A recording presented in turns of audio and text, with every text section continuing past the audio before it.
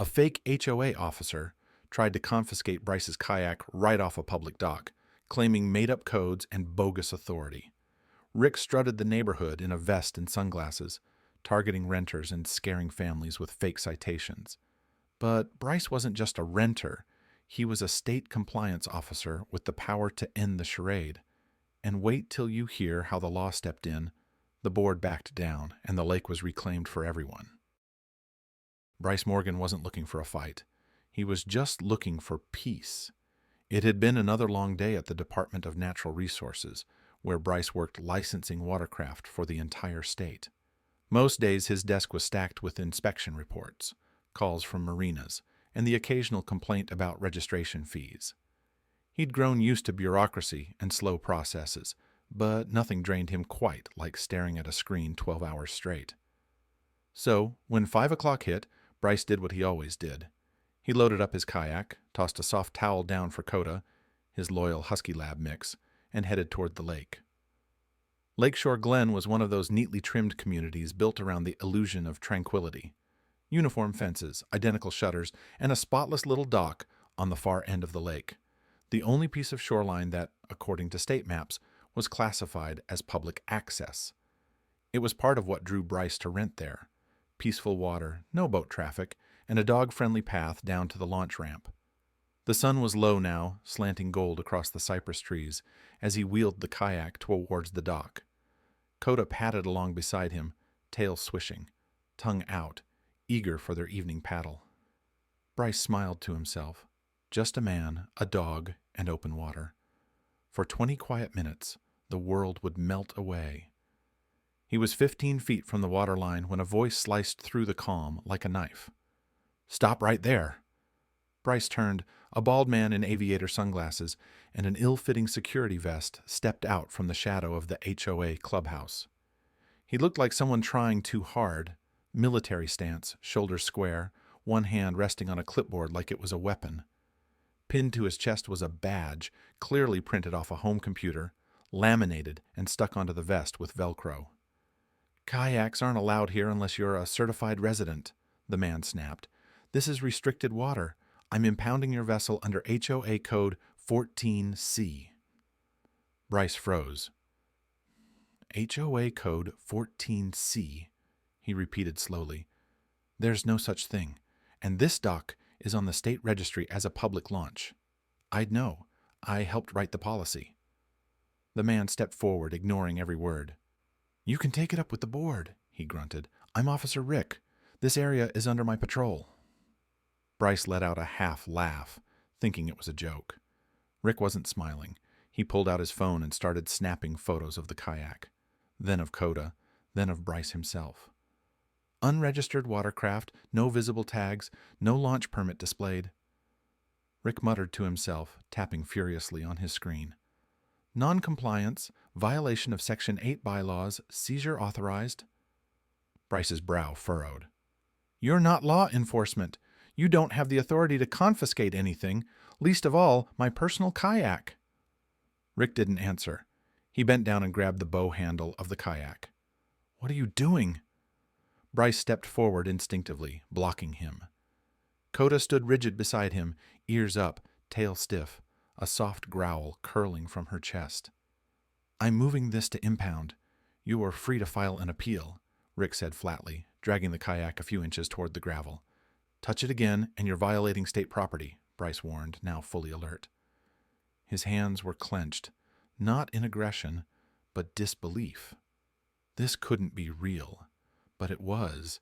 Here he was, a state official being cornered by a wannabe security guard with a homemade badge and a power trip, trying to physically drag his kayak off a public dock. All while his dog stood between them, fur bristled, ready to defend. Bryce didn't move. He couldn't. This wasn't just about a kayak anymore. It was about the fact that someone like Rick thought he could invent laws, intimidate strangers, and rewrite reality, simply because no one had stood up to him yet. That was about to change. The next morning, the sunshine didn't bring peace. It brought a notice. Bryce opened his front door and found a crisp white envelope taped dead center. Bold black letters screamed from the front. Immediate compliance required. HOA enforcement action. He pulled it off the door, peeled the seal, and read, Violation. Unauthorized use of lake facility. Offense. Unlicensed watercraft launch on private property action. Subject to permanent confiscation. Rick Holman, lead HOA enforcement officer. Bryce stared at the page for a long moment. It wasn't just a fake notice. It was dressed up to look real. Blocky formatting, official-sounding language, even a bogus ordinance number at the bottom. But the kicker wasn't the content. It was the fact that Rick had come onto his property to post it. Bryce stepped back into his home, unfolded his laptop, and began looking for any official HOA security listings. What he found made his jaw tighten. There was no HOA enforcement officer by the name of Rick Holman. Not even close. Within the hour, Bryce spoke to two neighbors. Both confirmed what he had started to suspect. Rick wasn't part of any actual security team. He was just a retired warehouse supervisor who'd moved into the neighborhood 6 months ago, showed up to one board meeting, and started patrolling like he ran the place.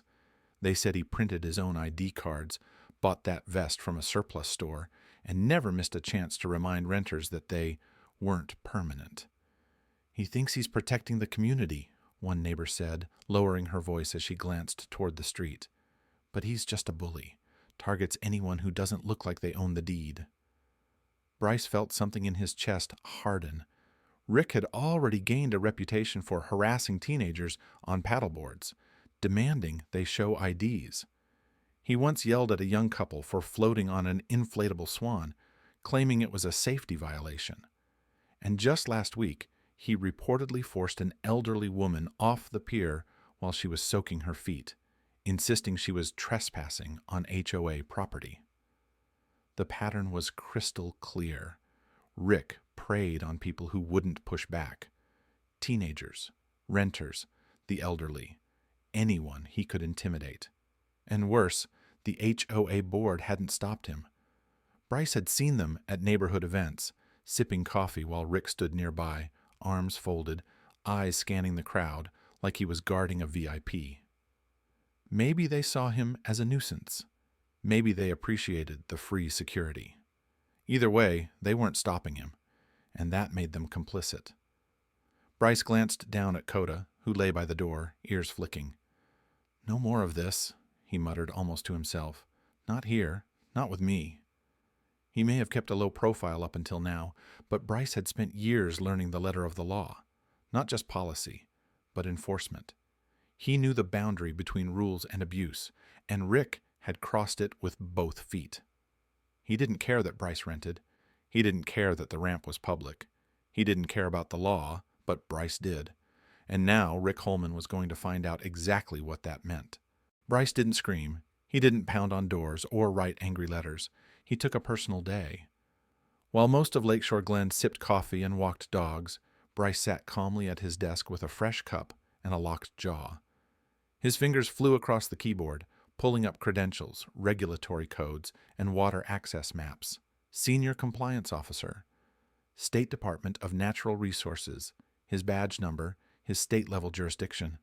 His authority to issue citations and certify watercraft, not just within the county, but across the entire eastern half of the state. He'd spent years quietly enforcing the law. Now, he was done playing quiet, because what Rick Holman had done wasn't just overreach. It wasn't just harassment. It bordered on criminal impersonation of a regulatory officer, a line Bryce knew better than anyone. So he built a file. First came the photos. Rick in his security vest, flashing a homemade badge to startled residents, posturing on docks like he was deputized. Then the videos, a shaky phone recording of Rick shouting at a local fisherman for not having a paddle tag.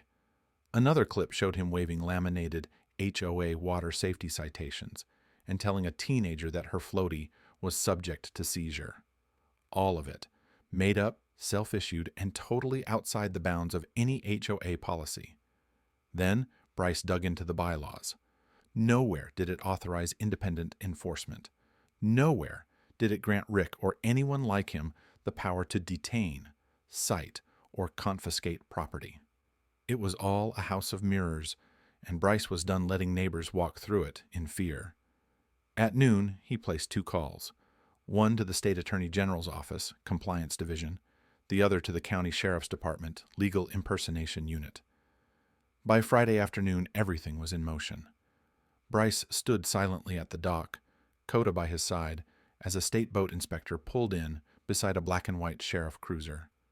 Out stepped 2 deputies and a man in a gray uniform with a clipboard bearing the official state seal.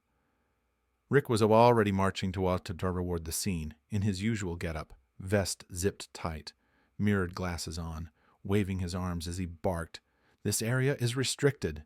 That man's watercraft is still non-compliant. He's been warned." He didn't notice the boat inspector until it was too late. Deputy Hill stepped forward, holding up his badge.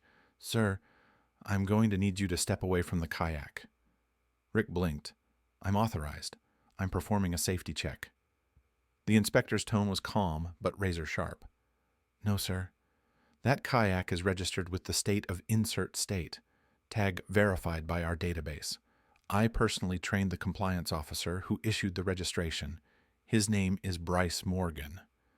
Rick's mouth opened, but nothing came out. "You're under investigation for impersonating a state official," Deputy Hill continued, "and for unlawful threats of seizure under false authority." Bryce didn't say a word. He didn't need to. Rick sputtered, tried to reach for his fake citation pad, but the second deputy was already behind him, gently pulling his arms back. "You can sort it out at the station," the deputy said firmly. And just like that, Rick Holman, the self-proclaimed enforcer of Lakeshore Glen, was escorted off the dock, still insisting he was just doing his duty, even as his vest was unzipped and confiscated on the spot. Bryce looked down at Coda, who wagged her tail once. Then he looked back at the lake, calm and open, just as it should have been all along. But this wasn't the end. Not yet. The fallout came swiftly, and this time it was official. Within a week of the dock incident, Rick Holman was served a formal cease and desist order from the county. The charges weren't minor: impersonation of a regulatory officer, unlawful interference with public access, and use of falsified enforcement materials. He was fined, warned of criminal liability if he attempted any further authority, and barred from participating in any HOA enforcement role moving forward. The board, sensing the legal storm gathering, did what they should have done months ago. They folded. A letter, stamped, signed, and distributed to every household in Lakeshore Glen, began with the words, "We sincerely apologize for the actions of an individual who is not officially empowered by this HOA." It ended with a quiet admission of failure and a commitment to revise the bylaws immediately. Rick's name was removed from all internal rosters. His badge, vest, and printed citations were cataloged as evidence and never seen again. But for Bryce, that wasn't the end of the story. Not even close. He understood that true accountability wasn't just about removing a bad actor. It was about strengthening the system so it never happened again. So he made an offer to the board. A free educational workshop for the neighborhood, backed and sponsored by the State Department of Natural Resources. The board accepted. Whether out of good faith or damage control didn't matter. 2 Saturdays later, neighbors gathered at the community clubhouse. Folding chairs were set in rows. A presentation screen glowed at the front, and Bryce, dressed not in anger, but in calm professionalism, stood ready. He covered everything: the difference between public and private access, how to register watercraft safely and legally, what HOA enforcement can and cannot do under state law, how to report impersonation or harassment with a direct hotline to his office. People took notes. Some asked questions. Others simply listened, nodding in quiet relief. For many of them, it was the first time they felt truly confident, using the lake without fear of confrontation. And Rick? He didn't show. A for sale sign went up in front of his unit less than a week later. By the end of the month, he was gone. The bylaws were formally amended to require state-recognized certification for any future enforcement personnel. No more volunteer officers.